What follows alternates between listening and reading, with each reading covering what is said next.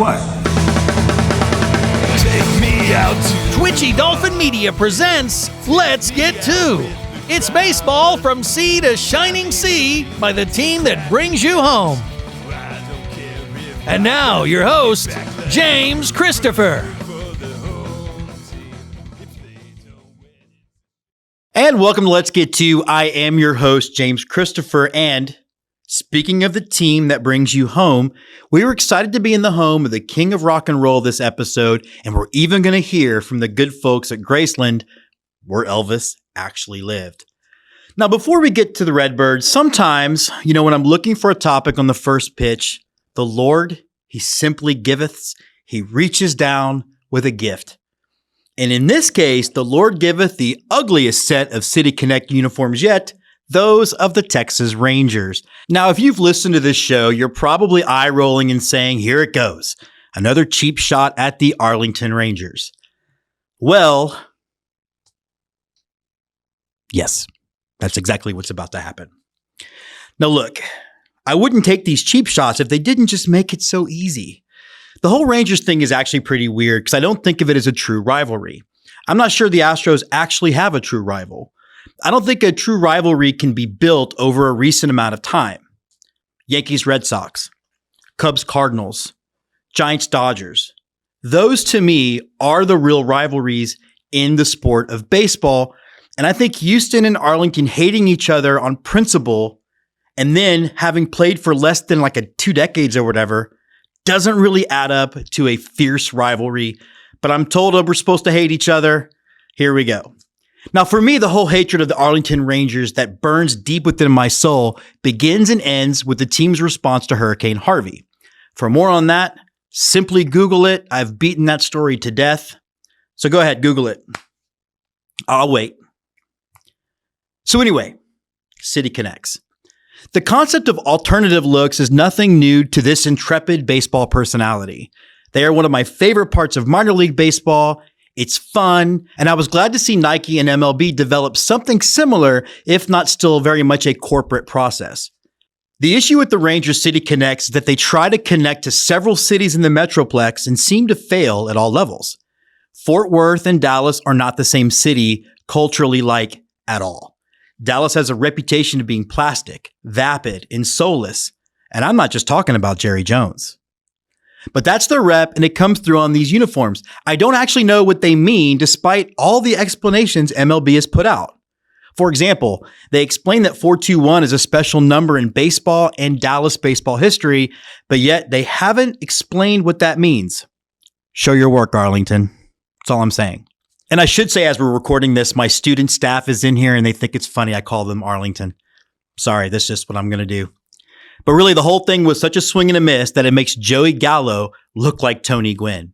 But overall, despite the corporate approach, I've actually dug the City Connect so far, and you know me, I'm going to rank them, and I rank them thusly. Now, I know there have only been 16 or 17 of these things released, but I'm still going to start by listing the Arlington Rangers at number 30. Nike's going to have to work really hard to make one worse than theirs. Number 15, I have the Dodgers. I just honestly hate the whole full scripted word on the hat thing. It looks awkward to me. Number 14, the Brew Crew. I like the colors, but the word mark needs to be word erased. Seriously, the font is like a 4-year-old drew something. Now, the Braves are at 13, and for me, it just feels like another alternative uniform. Nothing about the community or the culture of the Atlanta area seems to be reflected. The number 12 Cubs forgot that they had an assignment due and threw their neighborhood on a jersey and turned it in. This will be the reason that they have another 100-something-year World Series drought, or at least that's what the fans will say. Look for a dynamite thing in the middle of Wrigley Field. At number 11, the Giants played it safe, which in this experiment was a mistake. It's just sort of there. I love the connection to the fountains that are part of the Kansas City culture that we see in the number 10 look from the Royals. And I should say, for the last 11 or so, I actually really like them, at least to some degree. Now, the number 9 D-back should consider just making this part of their uniform set going forward. It's clean and it's sharp. The Red Sox at number 8 unveiled a uniform that serves as an homage to the marathon and the bombing and the team's role in helping the city recover. I dug the number 7 Nationals homage to the cherry blossoms from the start. It's specific to the region and therefore something that we can all learn about from a distance, like some of the best minor league alternates. The Southsiders come in at number 6 with a really sharp uniform set, except it's not really all that different from their other looks. The Rockies roll in at number 5. A lot of hate, but I love that it feels distinctly Colorado. Get it? Rockies roll. Rock and roll. Number 4, the Angels, and I like the throwback feel, and anytime we can get a cream jersey, I'm in. Number 3 are the Padres. Their jerseys feel like a Copa brand in MILB in all the best ways. Miami's nod to Cuban baseball is in at number 2. This is a look the minor leagues pull off so well, and I love to see them touch a specific element of South Florida culture. And number 1, a homer pick, the Stros. I actually think this jersey is the best of the current uniform set. Houston is a city that looks forward, and it continues its rich uniform history in the Astros. And while I've often complained about the current Astros set, this one feels more like the Astros I grew up with. See, Houston looks forward and Dallas looks to the past. So there it is, our ranking for the current City Connect uniforms. Now back to Memphis, where we're talking about Redbirds, Ribs, and Elvis Presley. So stay with us.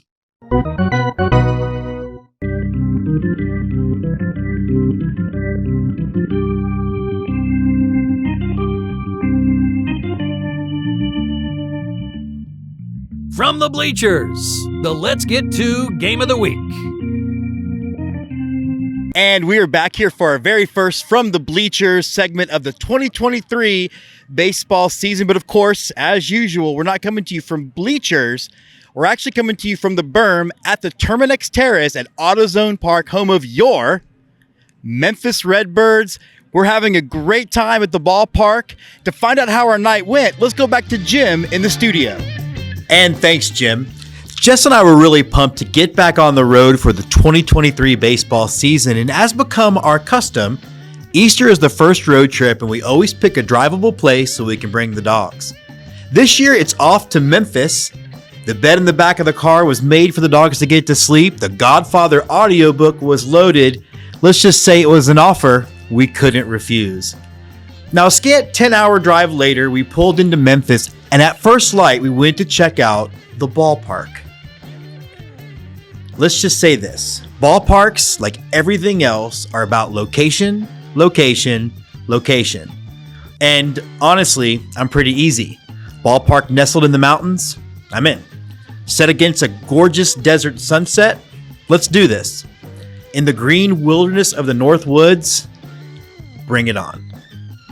And then there's something extra special about a downtown ballpark. An AutoZone Park is the epitome of the downtown ball field. Now there's a Redbirds game today, and the red brick facade of the stadium greets you. Now in the middle of all this history, it's time to see the greatest game ever invented in a city that is no stranger to baseball and a team with an already rich history. Now what greets you right away is the contrast of the electric green grass with the urban setting.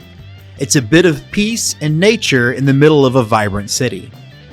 Now anytime I'm in a ballpark like this, one surrounded by city, I fantasize about how cool it would be to live in an apartment overlooking the outfield. That's where I would basically live. And this would be an all-time great view. Clean lines, seats right on top of the action, day or night, sunlight or stadium lights. What a great view out a window. And it's as idyllic as it gets. The diamond in its 360 feet of pure precision with an outfield with just enough tricky angles and low walls to make any fly ball an adventure. Now, baseball has been played at a high level here for years. What else would you expect from a Cardinals farm club? The Redbirds have been PCL champions 4 times since 2000, including going back-to-back in 2017 and 18. Now, in the right field berm sits a solo red chair. A quick search on the Google machine reveals that Albert Pujols hit a 13th inning walk-off homer to this very spot in 2000 that won the club's first PCL title in their first season. That's weird. I thought Pujols only crushed Astros fans' will to live. But that's a matter for my therapist. Now, I'm not sure I've ever seen a branding more fitting to the team than what the Redbirds represent. The main logo is reminiscent of the classic neon sign that could just as easily be found at a blues club or on Beale Street among the other glowing signage. It's a look that permeates through the ballpark with neon brands for several of the vendors, not just the actual Redbirds team. Contrasting that are plenty of throwback looks to Memphis's past and some of the coolest signage ever, windmill art depicting Memphis and the Redbirds. Now, for a team that excels at so much about what makes a minor league baseball team work, their merch really does stand out. It's reminiscent just enough of the main Cardinals brand, but also strong enough that it stands on its own. The uniform set is classic and sharp, and I particularly love the musical M logo reflecting the rich musical history of Memphis. It couldn't reflect the culture of music anymore if the team were called the Hound Dogs. Get it? Elvis. Memphis. Moving on. Their Copa brand, the Musica, combines the neon sign look with the musical M and mixes a combination of rich colors for one of the top looks in the Copa de la Diversión initiative. Now, Memphis believes that baseball is for everyone, and that shows out with their ready supply of their Memphis Pride merchandise. I really like how much of the throwback vibe is all over the place. From the Chicks, which is a really sweet look, to the Astros-esque blues look, and everything in between. All eras of Memphis baseball are at your fingertips. And if theme nights are your bag, there's plenty of theme night gear available, including one of the only good-looking Marvel Defenders of the Diamond logos. The rest, well, swing and a miss. So yes, a visit to the store should net something for everyone. Now, Hometown Baseball Team is about community, and we were very excited to be at the ballpark when the Redbirds welcomed the University of Memphis Tigers. From meet and greets before the game, to the Memphis band bringing a very college-like atmosphere to the game itself, recognizing women and men from several sports, to one of the largest simultaneous first pitches ever. It added a great experience to the whole day at the park. Now, beyond the gates of AutoZone Park, there is a lot of city to explore. The ribs at Central Barbecue are amazing. And we also had the ribs at Rendezvous that were also, well, not to get in the habit of repeating adjectives, freaking amazing. We did get a chance to visit the memorial to Dr. Martin Luther King Jr. at the nearby Lorraine Motel, site of his assassination. It's easy to call the times we live in now the most divisive in our country's recent history, but all you need to do is look back at 1968, the year of his assassination, and realize just how much hope and promise was lost on that balcony.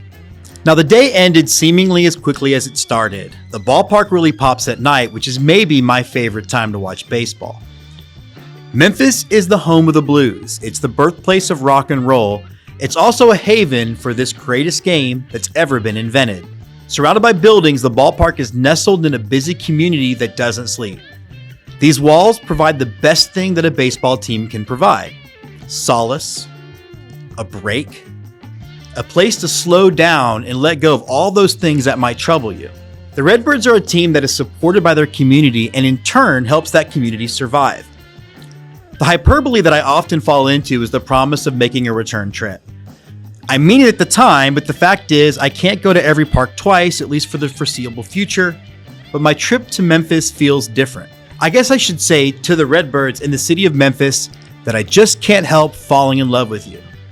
What I feel deep inside is a true, real, burning love for you. Memphis, I guess you could say, you left me all shook up.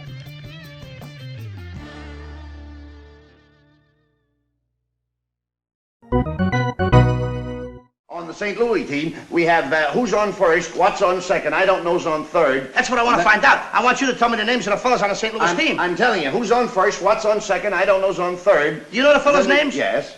Well, then who's playing first? Yes. I mean, the fellas' Who's on base. first? The Let's Get To Team of the Week. And so as we continue to cover the Memphis Redbirds on Let's Get To, we're excited to have Alex Coil, who is the broadcasting and communications coordinator for your Memphis Redbirds. Alex, how's it going? I'm doing well. How are you? Doing great. We were excited to be at the ballpark. What a great place to go to work. Oh, yeah, honestly. I'm sitting in my booth right now. I can look over the field, see some cool buildings in Memphis, and then, watch baseball every single day, which can't get much better than that. And smell the ribs, but we'll get to that later. I'm curious about you. How does someone go from, I'm assuming, a kid who liked baseball to now you are calling, honestly, one of the most identified AAA ball clubs in baseball? Yeah. I mean, especially in the Cardinals organization, people love to follow their broadcasts and their players in this organization. So we get a ton of eyes, ton of comments, and a ton of people interested in what we are doing as well down here. So I went to Arizona State University, obviously a tremendous baseball tradition there that got to give a shout out to Willie Bloomquist. He's getting that thing turned around, first place in the Pac-12 as we record. Hopefully that stays when this goes live here soon. But, grew up, going to baseball, grew up about 45 minutes from Wrigley Field, going to games, got to go to, at the time, U.S. Cellular Field a lot. My dad's a big Reds fan, so Great American Ballpark. Those three are basically where I spent the majority of my childhood, going to those kind of games. Knew I either wanted to play or stay in the game at some point, and once I realized that my fastball isn't in the mid to upper 90s, it's time to find something else to do, and chose this. Did a year with Florence Yalls in the Frontier League. And, great. After that season in 2021, came up here in 2022 and been here since. Indie ball, a little bit different. I love it. How is indie ball different than calling a game for an affiliated league, particularly one like the Redbirds, where you're probably seeing guys up and down a lot? Yeah, I think that's the biggest thing, right? Frontier League, it's the majority. Like, you'll have some turnover, but the majority of the roster is going to stay the same the entire year. The goal out of that, while a lot of it is player development, because guys can get selected and contracts purchased from there, a lot of it is trying to win the league, right? Mm-hmm. And playing every day as if you're playing to win. Not saying that doesn't happen here at AAA, because it definitely does. Everybody's competitive, and how good these players are. That's in their repertoire in terms of why they play the game. But at AAA, it's a lot more scheduled stuff. Pitchers have to get this many innings, batters have to get this many plate appearances in any given homestand. So not that handcuffs the manager, but that decides a lot. So you're playing more on the storylines of that. Prospects are awesome to follow their stories. Right. And then also, you're at the AAA level, you're so focused on what is happening with the big league club that you can weave that kind of stuff in and out of a broadcast too, which has been really fun to interact with some of the guys up in the big leagues and seeing them come back down here. Yeah, especially with the relative close proximity that you guys have to, I guess it's not as bad as it used to be. I'm a big Astros fan, and their AAA was in Fresno for a reason I don't understand. But yeah, I guess I got to imagine that also adds a little bit of that kind of ability to keep up with the big club. Yeah, that's exactly right. And the aspect of rehab assignments is another cool thing. Like growing up, I will have to admit, as a Chicago Cubs fan, the idea of calling a Yadier Molina caught game was something that I never thought I'd be able to do. He came down for 4 games last year, and we got to do that. So that was awesome. We have Paul DeYoung now rehabbing with us. He's been tremendous, a great guy to work with. So getting to know the personal side of those guys has been pretty special. One of the things that's been interesting to talk about on this show is really the influence that having a rehab start has on all levels of your business. How is it for you? Does part of you turn into that kind of giddy fan to see Yadier Molina, like one of the best catchers of all time, come down and play for you guys? To be completely honest, 100% yes. There's a little more, the job does become a lot more hectic there, because there's a lot more media that you have to deal with to make sure everything's lined up. But he was such a professional through the entire process. He made it easier on us. But yeah, like, you're standing next to him when he's being interviewed, and you're like, kind of pinching yourself a little bit, realizing, he's like, this guy's going to be in the Hall of Fame the second he is eligible. And to be in the presence of that much greatness, you really understand the importance of everything you do, and the fun side of it as well. You're obviously calling these games. Who are some voices that maybe you were influenced by growing up? And second part of that question is, how cool is it to know that you are you're someone's access to a sport that they might fall in love with for the rest of their lives? Like, for me growing up, I'm an old man. It was Milo Hamilton in the 80s. Who were some of those voices for you? Len Casper for the Cubs, watching a lot of games that way. Pat Hughes, of course, on the radio. But again, with my dad being such a big Reds fan, we would always have Reds games on TV or on in the car. And so the Brennemans, Tom and Marty, and then and Chris Welsh, watching those guys, how they work. Chris has actually turned into a tremendous mentor for me through a lot of ways. I also help out with his website, baseballrulesacademy.com, learning the rules of the game, especially these days, trying to explain those to people. But especially, I would say probably Marty, just because of he was everything in Cincinnati. When he came right at the beginning of the Big Red Machine, took over for Al Michaels, and had the tremendous relationships with Johnny Bench and Pete Rose to where he could tell those kind of stories. And he was so respected in that city for that kind of knowledge and for going through all of that, that, he was an institution and called a great game. So I actually got to work a couple spring trainings in the Reds booth doing talent stats. And so I got to have a couple of conversations with him, which was, just as awesome as meeting Yadier Molina, to be honest. Right. No, I totally. So look, long story short, when we picked our teams, Memphis wasn't necessarily on our list this year. We were planning to go 2024. I'm trying to do 50 ball games in 50 states. And we realized, hey, if we drive to Rocket City, we can do my wife was like, we can do a Redbird game too. When we announced that to our social media of, about 25,000 followers, I think we got the biggest response ever of people excited that we were going to be here. Your next homestand starts May 2nd. What can we look forward to then when the jumbo ship come to town, but also the rest of what has been a really, really stacked international league so far? Yeah. I mean, it's been tremendous to watch the talent that, it's great for us to be able to see the talent, but a lot of talent that deserves to be in the major leagues at the moment is playing in the international league. And Redbirds are tied for first place as we record on a 9-game winning streak. Hopefully we can get win number 10 here in a row in about 2 hours. But starting with the next homestand, again, you mentioned welcome the Jacksonville Jumbo Shrimp Tuesday through Sunday, and it happens to be Cinco de Mayo week. And so for Cinco de Mayo, we will be giving away – got these here, the Sugar Skull T-shirts to fans as a gate giveaway. It's tremendous. Obviously, you can see the baseball is the eyes, home plate on the chin, the logo and stuff like that. Yeah, that's also great. Special $5 tickets on the website for that day. $5 margarita, kind of like a drink around the ballpark type theme to that. And then $5 street tacos, which is going to be a tremendous experience at the ballpark. And getting a $5 ticket for a Friday night, can't really beat that, especially for what we have planned. So that is going to be a fun celebration that we were able to do last year. We're lucky to be home during Cinco de Mayo once again. On that homestand, the next day, on the 6th, halfway to Halloween. It's not exactly. And I hate to cut you off, but when I saw that, I'm like, we came a month too early because I am a big Halloween guy. Yeah, well, we might have to get you one, right? Yeah, we might be able to do that. So, but yes, this is, we showed it to our manager, Ben Johnson, today, and he's like, I gotta get one for my daughter, and he loved it too. So it's going to be some fun stuff. Kids will get,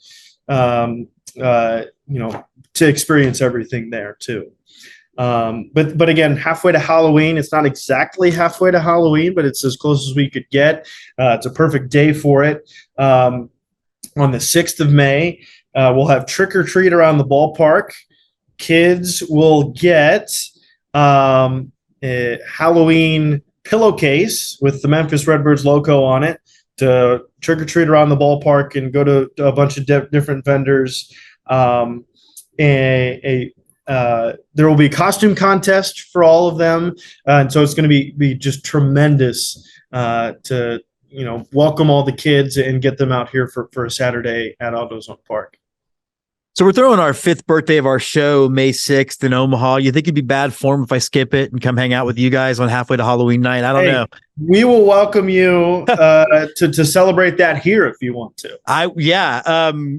We're definitely going to do a suite with you guys. We'll talk about that offline either next year or the year after. It's something we do every year. Awesome. And clear your head. We're going to do some rapid fire real quick. And first one's going to be kind of a heavy question. So you can take as much time as you need to answer it, only because it's sort of, as we sit here on the 20th when we're recording this breaking news, your first thoughts when you hear the term Las Vegas Athletics.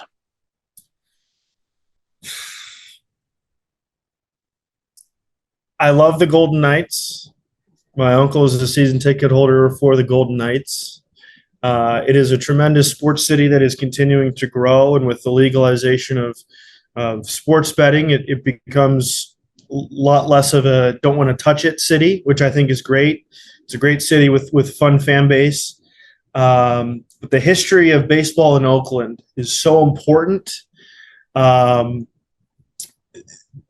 Would love to see the team there.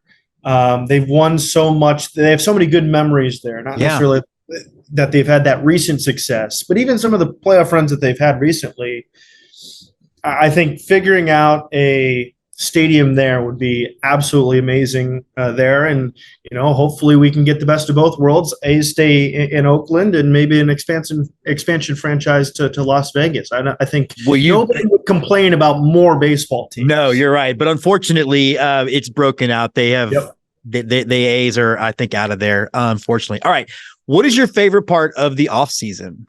Favorite part of the off season. So my favorite part of the off season is hockey. I broadcast hockey for Arizona State. I'm the color commentator on the radio. This was our first year that we did it. Just opened Mullet Arena, which was probably more famous at the moment for the Arizona Coyotes playing there. It's a phenomenal college hockey venue, sold out pretty much every single game. You did not get to see the Coyotes play there, so I don't know the dynamic there in terms of the atmosphere. I've heard great things. I know the players love the speed of the ice. So hockey in the offseason is tremendous. And then anytime I get to travel, of course, is awesome. I'm a recent convert to the NHL. I've adopted the St. Louis Blues until Houston gets a team eventually, and then I will, root for the hometown, however many are on the ice. Okay. When you're visiting a city, for example, mine is pizza. What is your go-to food that helps you define the city outside of like their local cuisine? I am a big food guy. I love cooking. I love making food. Pizza is a really good answer. I actually probably had my favorite pizza I've ever had was in San Diego in Little Italy, the area that they have there. I believe it's just north of downtown. Phenomenal. Go there if you can, if you're ever traveling to a Padres game or something. Tremendous area. I was covering the NCAA tournament a couple years ago there and got to go out there. Yeah. Pizza is such a good answer. I'm trying to think of the cities that I went to. So I went to Nashville, Indianapolis, and Iowa specifically last year. What was that thing? I love local beer. So if I can go into that category, craft beer, the darker beers, the ambers. So had some really good stuff in of course Colorado, in Denver this past year. Nashville has some great stuff, and then my home state of Indiana, can't go wrong with Indianapolis either. So I'd say that the local craft beer, and not necessarily the food, but I think that's growing, and why not? Yeah, that's an excellent answer. I mean, is that we actually do a whole segment on our show just about craft beer, so that's an excellent answer. All right, Godfather 1 or 2? Haven't seen either. I might need to pick some new movies. I keep forgetting I'm getting old. Well, but like it's a thing that I should. Yeah. Like there are a lot of movies on the list. My go-to movie was Sandlot. I've probably seen Sandlot 300 times, but and Marvel movies. But the problem is I take so much time looking at those that I don't get to branch out and see the other ones. Right. No, I totally get it. I still might pick other movies because half of y'all haven't seen these. I keep forgetting. I'm just creeping old. I don't look like it, but I'm an old man. All right. Dad hat, flex fit, or 5950? $59.50 for sure, but have to get a plug in here on May 25th, giving away bucket hats. Oh, cool. Ben Johnson, our manager, loves bucket hats. He uses that during his pregame routine when he gets loose before the players get here. You can always see him with one of those on. Got the Dirty Bird logo on there. So love bucket hats, but I'd say $59.50 for sure. Okay. Last one. Of the new-ish rules that MLB's adopted that you guys all had last year and Atlantic League had before, or if you read about the new ones the Atlantic League has now, which of those rules do you think needs to go? Wow. Originally, I would have said pitch clock, but you don't even notice it now. You at the major leagues, they're still going through, but at our level, the guys are so used to it to where it's not even that big of an issue. I will say I wish they would have kept that in the minor leagues so the players are taught on that and get used to it by the time they get to the major leagues, and then they play faster just because that's how they know how to play. But obviously that's not how it worked out. I think it's been a great addition. I would probably say we haven't seen it yet this year. The runner on second rule in extra innings. I think that's when baseball is like you don't care how long it takes when it's being, it's such a high level of play, so intense. I can remember going to a 17-inning Cubs Diamondbacks game at Chase Field, and I'm like, this is like Tyler Chatwood hits a double because he's the only guy left on the bench. Like that part of it, that's what you lose. Now, I understand pitching. You got to save pitching, got to keep everybody healthy, but I'd say probably that one. Yeah, I was at a Longhorn OU game. I think 22 innings, and I was there for every one of them. It was. And it's one of those events where you can say I was there for. We went to 18 innings. It gets people talking about it. Yeah, absolutely. All right. Well, he is Alex Coy, the voice of your Memphis Redbirds. Thanks so much, Alex, for jumping on Let's Get To.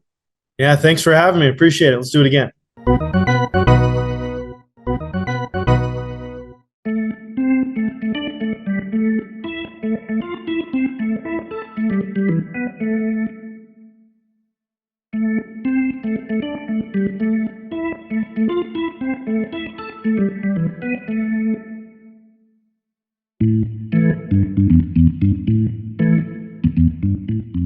The seventh inning stretch. What's going on outside of the ballpark? And welcome back to Let's Get To. We're excited to welcome to the show Alicia Dean. She is part of the marketing department at the world famous Graceland. Alicia, first of all, how's it going? Oh, it's going really, really well. It's a beautiful spring day here in Memphis. We got to be, by the time this comes out, we were in Memphis last weekend. By the time we're recording this, my first time, I had ribs at both the city barbecue and Rendezvous. I mean, just Central? Fantastic. Central, that's what it was. Central. Yeah, just fantastic. So congratulations on having a great city. Thank you. Yeah, I'm a born and raised Memphian myself, so I'm very proud to be a Memphian, as we call it, and even more proud to work here at Graceland, one of the city's biggest tourist attractions. And without Elvis and Graceland, I don't know where Memphis would be in terms of tourism. So this is a great place to be, even as a Memphian. I am. Well, let's dive right in then, because I have always been an Elvis fan growing up. We were talking before the show about I'm one of those Elvis is better than the Beatles kind of thing, which I know I just lost maybe 50% of my viewers, but fine, go listen to some Elvis. Let's talk about, because Elvis is in the news again for one very cool reason, one very sad reason, obviously the loss of Lisa Marie, but then the movie came out and really, I think, did a great job of reminding people who he is. Why does Elvis Presley still matter to both the American landscape, but also to music? That's such a massive question, and I wish we had all day to talk, because you really could debate this on so many different levels. Why Elvis is still important today. I think a lot of people can resonate with him. It doesn't matter if you're 5 years old, if you're 50 years old, if you're 90 years old. Elvis was such a phenomenon in the sense of, not only was he a musician, a movie star, but he was also a father. He was a son. He was a husband. He was a real person. I think people tend to forget that. But once people kind of dive into who Elvis was, he was charitable and giving, and, all the stories that you hear from people that knew him really just show this incredible light on Elvis that most people probably don't know. You kind of get that, surface level touch point on Elvis when you watch an Elvis movie, or you hear a song on the radio, or, that kind of grabs you. And then, you kind of get sucked in a little bit, and then you kind of start learning more and more. And another reason I think Elvis is still so important and popular today is because we actually have a place you can visit and learn more. You can kind of immerse yourself into Elvis's world. Truly, when you come to Graceland, you were walking through the same front door that he brought home baby Lisa Marie through when he brought her from the hospital. So you are truly stepping into his world. And I think that has a lot to do with it. When you talk about the Beatles and you think about the popularity of the Beatles, where can you go to learn more about them and immerse yourself? I mean, you can go to Abbey Road. There's not much there. Not much there, You know what I'm saying? Yeah, Like, just in a comparison, there's not much else in terms of a star musician celebrity that you can actually go and truly have this incredible experience to not only learn more, but to be right in his home. I mean, if you've ever been to Graceland, we do not have plexiglass on the rooms. You literally are walking into the same house and walking on the carpet and everything that, not the exact carpet, but you know what I'm saying? You're in the home, you're there, there's a presence there. So I think all of that has to do with why Elvis, still so important, and he just transcends generations. And with your mention of the Elvis movie, we have seen an incredible, and I mean, just an incredible, not only, uptick in attendance, but also seeing, just more eyeballs on us as, Graceland as, a brand, and people coming here, bringing their families. There's so many people that I talk to personally that say, my granddaughter is now such a huge fan after the movie, and, they're wanting to buy the t-shirts and all of those things. So at the end of the day, he's a phenomenon, and we could go on and talk about it forever, I'm sure. One of the things that I always think about when I think of him, and we run into it a lot when we do the baseball show too, because it's just a different era now. And I think we think athletes or stars are really self-absorbed and whatever, but Elvis was a guy who was drafted and served, just like Jimmy Stewart was drafted and all these ball players and stuff. And I think that's a really important part of his story. Yeah, absolutely. You're exactly right. And he was proud to serve his country, and it was at the pinnacle of his career too. That's something that maybe people don't realize, is that he had just kind of hit stardom, and then it all kind of came back down after going, oh my gosh, what are we going to do now that Elvis is having to go to Germany? And thanks to Colonel Parker, he was the one, Elvis's manager, if you're not familiar, he was the one that kept Elvis's career alive while he was overseas. So they would release albums throughout that time that he was in Germany. But Elvis never complained about it. I mean, never once. He was proud, and we actually have a display here called Private Presley. That's an Army exhibit that shows off and displays his Army fatigues and his, we have like the steamer trunk that he took over there. It's actually really cool. And that's where he met Priscilla for the first time. So a lot of cool history there. But yeah, Elvis was very proud to serve his country. And even when you fast forward to 1973, when he was doing the Aloha from Hawaii concert special that was satellite around the world, he wore an Aloha from Hawaii, like the American Eagle jumpsuit that I don't know if you're familiar with or if you've seen. But I mean, that obviously his, love for his country. There were a few different designs that he worked with the jumpsuit designer Bill Ballou on, and I think one was like American flag. There was another one, but ended up landing on the American Eagle because he wanted to show his love for his country. So I mean, Elvis was just a patriot, and he loved his country and he loved his fans. So. And I love that. I want to talk a little bit about the movie, only because this is about tourism, and I know had to have driven things up. My curiousness, as I'm in the film industry down here in Austin, Texas, and my big curiosity was there some division among, like, when you guys, I'm assuming you all saw it relatively the same time. Did y'all feel like it was accurate enough? Did you feel like it did a good job of painting a picture? I think it was definitely a positive portrayal of what his life was like. Absolutely. So, fortunately, we got to see the movie a few weeks before it was released because we wanted to put our stamp of approval on it, but we couldn't until we saw it. And it's always a fine line. There's obviously been a lot of movies and documentaries and things done about Elvis, since his passing. But what's interesting is that Baz Luhrmann, who directed the film, he actually started working on this film 5 years prior to its release, and he came here and spent months within our archives doing research. We gave him tons of access because we wanted him to do it right, and it was kind of like this big partnership. We all wanted to, do it together and it be an amazing production, and it was. And so to your question about how much is it factual and right, I would say about 90% is correct, and that's because he did do a ton of research, and there are a lot of Easter eggs within the movie that unless you know about the archives, you don't necessarily know. And one of the examples is there's one point where they're moving into Graceland, right? So they've got boxes and people moving everywhere, and you see people carrying the KitchenAid mixers.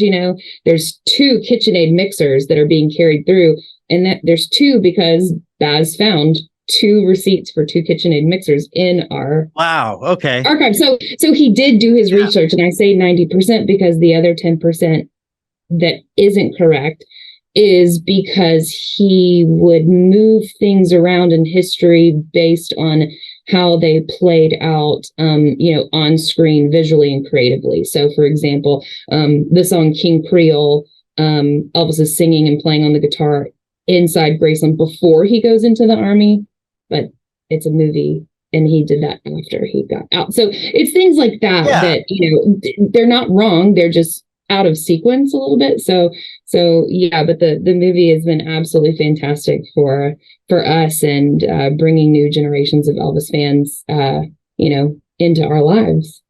I love that too, because he's known to be such a visual director. I love knowing that he also did the behind the scenes work. I don't know why it's surprising, but I'm a big fan of Moulin Rouge as well. So I love the fact that, Me too. We actually revisited that as soon as we got finished done watching the movie. Let's talk about Graceland. I know that there's a lot of summer camp opportunities, educational opportunities, and I think it's an excellent way to keep that legacy growing. What is out there available for kids or for fans to kind of stay in touch with this icon? Yeah, so overall, just visiting Graceland itself is an educational experience, right? So when you come here, we actually have an iPad tour that's narrated by John Stamos, who is a massive Elvis fan, right? Even on the show, right? Exactly. Exactly. I didn't realize, sidebar fact, that he actually was the one who named that character Uncle Jesse. And the character is named after Elvis's stillborn twin, Jesse Guerin. So, wow, who knew? But yeah, so he's a massive fan. So we have an iPad tour that kind of takes you through the history of the home, and you can click on photos while you're going throughout the tour, and kind of get more interactive with the tour, see things that you wouldn't typically see on tour photos, videos, things like that. And yeah, there's so much history here. There's so much to learn, just in the general sense of coming to Graceland, right? So not only do you have Graceland history and Elvis history, we have Elvis Presley's Memphis Entertainment Complex, which is located directly across the street from the mansion, that houses so many exhibits, everything from his car collection that we have, like I said, the Army exhibit. We have a massive, beautiful display of jumpsuits that's just absolutely stunning. So gold records, you name it, we have it. Plus, if you are a fan of the movie, we have a movie exhibit. So we actually have items on display from the movie. So wardrobe from the film is actually on display here. And that's actually a limited time in that exhibit. But yeah, to your point about kids and Elvis and education. So, a few years ago, we started a Graceland Performing Arts Camp that is probably about 5 to 6 days during the summer. This year, it's June 27th through July 2nd, and it's essentially meant for families to come. You get a hotel room at the guest house at Graceland, which is our amazing resort hotel located next door to us. You get a room, all your meals are included, and if you're the parent, you drop your kids off at the camp, which is at the guest house, and the kids get to learn about singing and acting and dancing, and by the end of the week, they get to put on a performance at the guest house theater, and we have some amazing teachers. I am not one of them, fortunately, but I do help facilitate the camp and the operational point of it, but they get tours. And we try to plan, fun family activities, but it's really like parents come, bring your kids, they get to learn about Elvis. We have other activities planned for the parents during the day if they want to do it. If not, they can just vacation and sit by the pool. It's very flexible, but it's kind of like an all-inclusive little package for families to come, and it falls over the same 4th of July weekend. So if people wanted to stay for the 4th of July weekend, they could do that as well. So it's just a really cool thing to see kids ages between 6 and 17. These kids are Elvis fans. Like, that's why they're coming to camp. You don't have to be an Elvis fan, but so many of these kids are. And honestly, we've been doing this for 5 years, and we've had campers every single year who have come back year after year. I even have a camper who she kind of graduated, went to college. She's come back and wanted to help with the camp. She loved it so much. So it's just the power of Elvis to see a new generation of fans kind of bloom, even since the movie, and now they're coming to summer camp, is absolutely wild to me. And it just shows that, you put Elvis in front of somebody and let him do the work, and he does the rest. I was going to say, and also, if you're coming for 4th of July weekend, go see some fireworks at the Memphis Redbirds game. See what we're doing here? So one of the things I noticed from you both in our pre-interview and now is you love your job and you're fired up about what you're doing. What part of this sort of Elvis legend do you feel like you gravitate to the most? What part of it kind of connects with you? Wow, you know what? In all my years, I've been doing this for almost 16 years now, and I don't know that I've ever been asked that question. I get asked a lot of questions. That's an interesting question. I think, it's hard to say. I look at my job as a responsibility of taking care of someone's legacy. Like I said, he's a person that I have come to know and learn a lot about. It's unlike any other job in the world when you are dealing with someone who, has the magnitude and power that Elvis has still today, on top of still, having family that's still alive that we're essentially, you feel like you have to report to. And so there comes with a sense of, pride and responsibility to do your job well. And, you have to actually care about, what you're doing, because, we work around the clock. We're constantly busy planning events, doing X, Y, and Z. And it's a lot of fun at the end of the day. But I mean, I will say, being a Memphian and that Elvis loved Graceland and loved calling Memphis home really resonates with me, because there's a lot of people who are implants into Memphis who have, come here, set up their families here, and they've absolutely loved it, which gives me a lot of pride. But there's a lot of people who, hate Memphis, and I go, why? Like, it's such an amazing place to be. And if Elvis loved it, you can too. So, right. But, there's just so many things, I guess that resonate with me. I get to, meet people from all over the world. That's just such a blessing. I've gotten to meet so many incredible people who I consider friends and family. That's one of the really cool things about the Elvis world, is that, fans have turned into true friends of mine. And it's so hard to explain unless you're in it, but it's just something that you can't really put your finger on. And I think that, again, it's the power of Elvis. And I think that's what really resonates with me, is just the people that are here that I've been surrounded with. And, for me being at the company for 16 years, I'm one of the youngest in terms of years. Most people who have worked here, longer than me, they've worked here for 20, 25, 30 years. And I think that speaks very highly of the company. So it's about the people. And I think that's what really resonates with me the most is the people and the relationships. Well, if all the people that work there have the same energy and love for it that you do, I think it's going to keep going and keep being a positive impact on Memphis. Thanks so much, Alicia Dean from Graceland. Thanks so much for jumping on Let's Get To. Thank you for having me.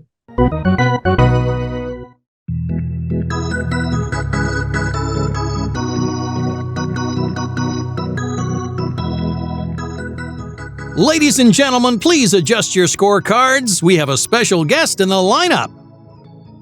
And welcome back to Let's Get To. As we continue to explore Memphis and the culture outside of Memphis, it's hard not to focus on the king. And to talk a little bit about Elvis Presley, we've got Mr. Thrill here, who is an Elvis tribute artist. First of all, looks like you're also enjoying this beautiful Austin weather. How's it going? Well, I'm doing pretty good. It's really nice out here. Let's talk a little bit about you and when did you first discover the king and were you instantly a fan? Well, of course I grew up with Elvis and the movies and the music and everything like that. And wasn't really till I got older that I began to like be a tribute artist kind of thing. I didn't really know much about it. I was a teacher. I taught for 25 years, and I was always looking for part-time money. And so I realized that there was kind of an industry for the Elvis tribute artist, and I saw that there are people out there doing this, and I was like, wow. And I thought, these guys don't really look just like Elvis. They don't really sound like Elvis. I think I can do as good as they are, better. And then I realized, then I got into it, and this is like a phenomena of people that were like, going to see Elvis impersonators locally. And in the Austin area, there's a restaurant called Chewy's, and the Elvis was their patron saint.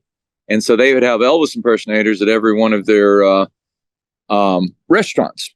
And so that's kind of a phenomena. And they quit doing it kind of after COVID, but it was kind of cool. Everybody went to Chewy's on Elvis' birthday, and it was a very, very cool thing. And so so that has gone from there, from just being an Elvis fan as a kid to an adult, to going, when you begin to study Elvis and you go, wow, this guy's an icon. It's like, obviously the movies, stuff like that, but people are just, there are people who are really into Elvis, and then there's people, there's a casual Elvis fan, but there are some people that are just like, this is serious stuff. Don't mess around. Don't mess with it, man. Don't mess with this. I'm going to pan my camera real quick. I'm going to pan my camera real quick just to give you an idea of what I'm about. So, wow, you're one of those fans. Yeah, so I've got baseball stuff and Star Wars stuff, and I only point that out because I kind of liken. I think the world sucks, and if you can find something that you're into and you can be passionate about, and I think it's no different than being a sports fan or liking Star Wars, right? Like, people get fired up and passionate, and there's a whole subculture to that. Oh yeah, no, it is fun to be intrigued it's been a real journey. Like I do several other characters also, but when I read all the books, the biographies, the stories, and people are always giving me Elvis. It's like, give him Elvis stuff. So I'm always getting Elvis stuff, and I kind of move it on fast. But it's the Elvis phenomena, is that what I call it, is amazing, really. I want to talk a little bit about the movie. I thought it was fantastic, and I'm not even a huge fan of the director necessarily, but your take on it. Did it feel accurate to you? Were you into it, or was it one of those Hollywood gloss jobs? I did see the movie right when it came out. I was visiting Durango, and so I went to the local theater, and it was sold out, and right as it came out, and so I went, and I very much enjoyed the movie. I thought it was very well done. And again, I think, I deal with a lot of other Elvis impersonators and people, and so you listen to the discussions that go on, and the purists and stuff like that. And so if someone's going, hey, well, that was not a chronological order, historical thing. If you're looking for like you want the historical history of Elvis' life, that's probably not the movie for you. But it really showed. I mean, they're showing 20 years of his life in a 3-hour movie, and I thought they did a very good job, and it was very entertaining. And Austin Butler did a great job. I thought he did very well, and I mean, you can cover Elvis from so many angles, and I thought the movie did a wonderful job. And people were excited about it. It's just like some people. I mean, I've only seen it once, and I'll probably will watch it again. I have opportunity, but I know people they've said 6, 7, 8. Yeah. And I will go back, but I knew the story. I thought Tom Hanks was great too, and just that I've read. I've read the books, The Colonel and Elvis, which a lot of people don't know the story of the Colonel. So it's definitely a good read, and the movie portrayed that part that most people didn't know about in Elvis's story. I have to wonder, has it renewed interest? Like, have you seen a bump in bookings as a result, or have you seen that yet? It's kind of hard to tell. I've been busy. I've probably been doing this I've been retired from teaching for 5 years, and I started doing this probably 15 years ago. And I've always, at least in this area, I don't know how it is in other areas. Right.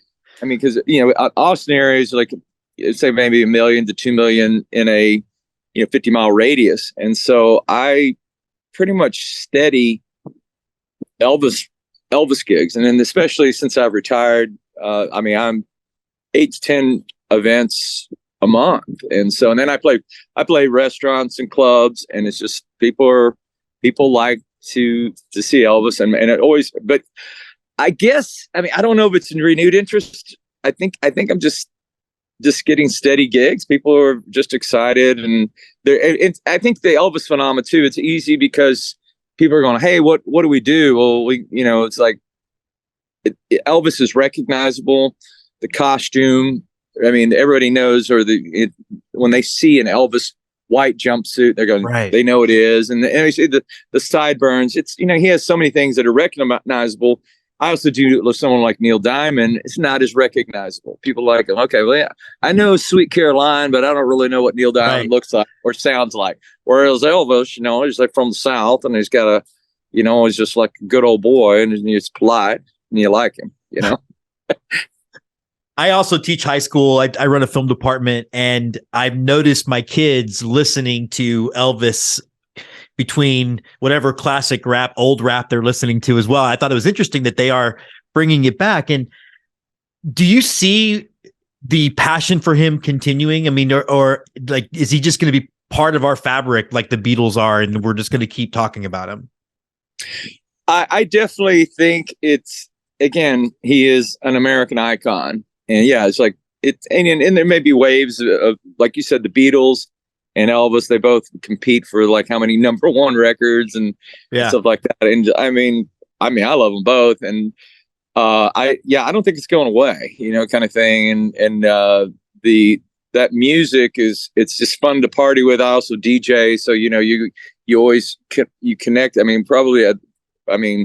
The #1 song, Can't Help Falling in Love, is probably a first dance still for so many people. And you play it as a slow dance song, man, it's just like, that's it.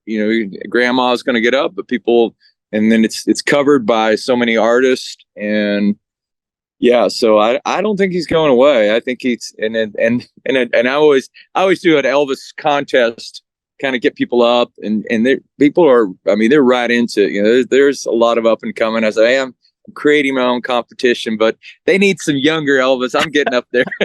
we need a military area. I'm Elvis if Elvis lived a little longer. Yeah. Have you made it out to Graceland and all that stuff? Yes, I have.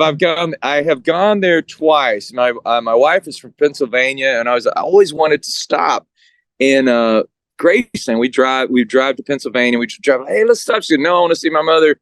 And then when I started doing this, then she said, all right, we're going to stop in Graceland. We took the kids in, and that was great. And we did the whole tour and everything. And my son, they were like, 8 and 6. And we get to the end of the whole tour, and my son was sitting there, and he was crying. I go, what's wrong? And he goes, it's just so sad because he really took it all in. He was like going, you know, because you go in and you see everything, and it was, and he was like took it all in, like, oh my God, oh, you did all these things. And so the Graceland was a great tour. I really enjoyed it. And we went again. Second time we went was this, I guess about a year ago during the pandemic, and we went, and again, I can just walk around. I love the house and the 70s style, and the jungle room, the basement, the 3 TVs. Yeah. The jungle room is like, you see all, you're like the ashtray at almost every seat. And so, but I am a tennis player. I don't play racquetball, but the racquetball courts they have filled with this, and that was the last place that he played. The piano right there and so, yeah, man, I think even if you're not an Elvis fan, you need to go to Graceland at least once in your lifetime. I plan to go again. Yeah. I was after I saw the movie, I think for the second time, I did another deep dive, and just to me, it kept coming back to that one of the last performances he had when he was singing Unchained Melody, and just like, they're holding the microphone, and you know he's barely holding it together, but still just delivered an amazing performance. Yeah. Yes, well, and that's what you give Elvis. Even you listen to the live performance, he would go for it. You know, he was always. You have to appreciate him as an artist, because he would, you know, like Unchained Melody was probably almost out of his register, and he said, "I'm going to go in," and I want to play the piano. I want to be. He had a lot of things. I want to be I want to do more serious movies. And so he was, I mean, it's his story. I always say it's the American dream and the American tragedy. It's, you know, it kind of gives me, I'm just explaining it and talking to you. I'm going, I really get into it. Sometimes I go, I've done it so much, you know, and it's like, you know, I'm living off the crumbs of the king kind of thing. It's like, but, it is amazing. And in the music and the joy, I do a lot of retirement homes. And so, sure. And he crossed over, and it's kind of like, and somebody said, when you're wearing that white jumpsuit, it's kind of like a male negligee kind of thing, but you walk in and it's like women just are like, I mean, you can be a fat, bald, you'd be a fat, bald Elvis with a wig, but you have on that white suit, women are just like, oh my God, Elvis is here. Don't mind me. I'm writing that down.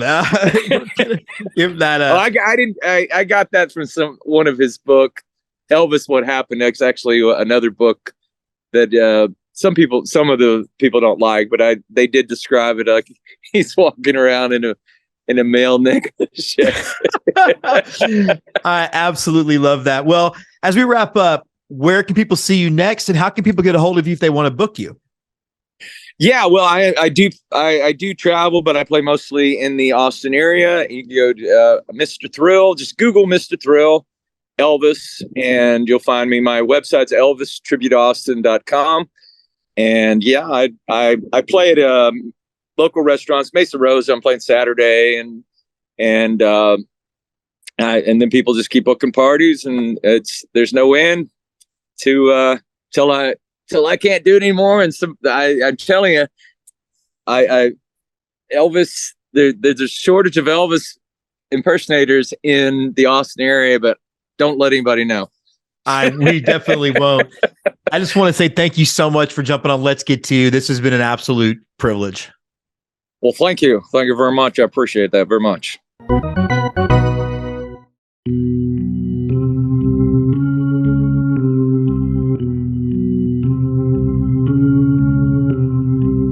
And now, on to close it out, the right-hander from Houston, Texas, James Christopher. So just wrap up our first ballpark trip to AutoZone Park, home of your Memphis Redbirds. Now, how have I felt about Memphis? All I can say is, bless my soul, what's wrong with me? I'm itching like a man on a fuzzy tree.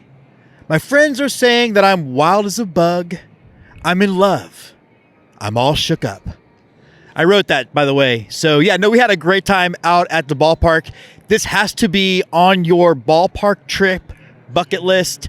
It is maybe the best pure downtown ballpark that I've ever been to. We had a great time. We will be back. Now, next week, we'll be staying in the state of Tennessee. We're going to be visiting the Nashville Sounds because just like everything else, when it comes to the state of Tennessee, Let's Get To. Let's Get To is presented by Twitchy Dolphin Media. Creative directors, Jessica Bybee Jedgetts. Executive producers, James Christopher, Andy Tumchesson, and Scott McIntyre. Produced by Andrew Nelson and Eric Mertens. Associate producers, Timothy Jedgetts and Jess Canaster. All content created by Let's Get To is the sole property of Twitchy Dolphin Media. All content created by teams covered in the episode are the sole property of the trademark holders.